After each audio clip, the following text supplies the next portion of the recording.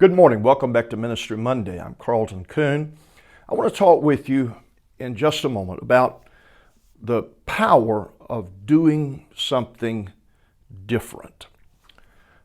Just connected with this video is a link where that you can go and get 5 sermon jump starters. Plus, there's also there a plan for an exceptional Thanksgiving communion service. Take advantage of it if you want to. Plus, it also gives you my updated ebook on the how and why of making disciples for nothing. So take advantage of the free stuff if you would like to.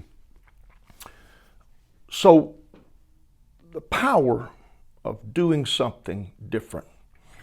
I heard Anthony Mangun say one time that his dad, G.A. Mangun, now deceased, was not ever going to let church get boring. It wasn't going to have the same routine. And Anthony was being a little facetious. He said if Dad had to swing down from the balcony on a rope, he probably would have done so just to keep things from getting boring. He was going to come in a different door. He was going to sit in a different place. He was going to act in a different way. He was going to make sure that there was not boredom.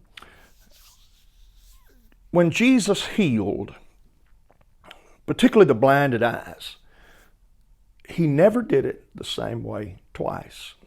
He always tried it in a different fashion. Those who listen to me preach on a regular basis do not need to become bored with the sound of my voice continually rasping in their ears. There's a power to doing something different. Let me give you several hints that I use. One is while I'm particularly teaching, I will have someone else in the audience read the verses of Scripture that I'm using for my text. Now, if I'm doing expositional teaching, that really doesn't work.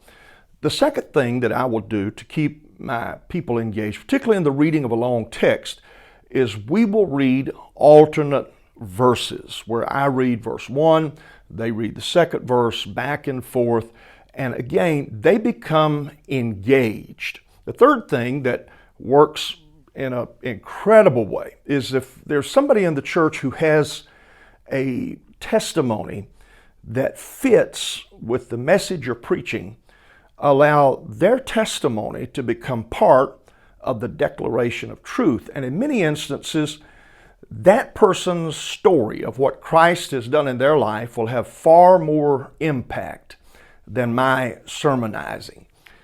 Try to do something different.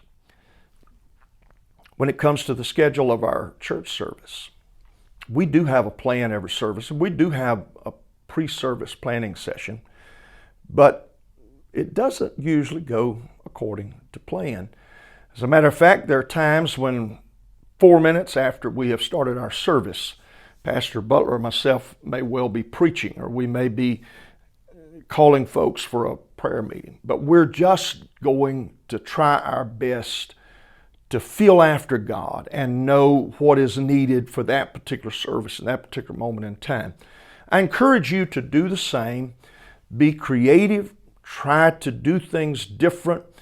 You can use little skits that, and there's an abundance of that online, that can declare your message. I've used short video clips to do the same thing.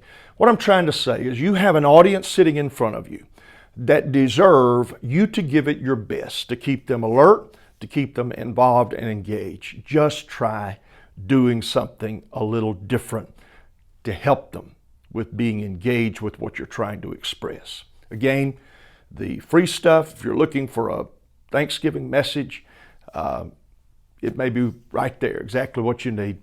Look forward to seeing you next week. God bless. Carlton Coon here.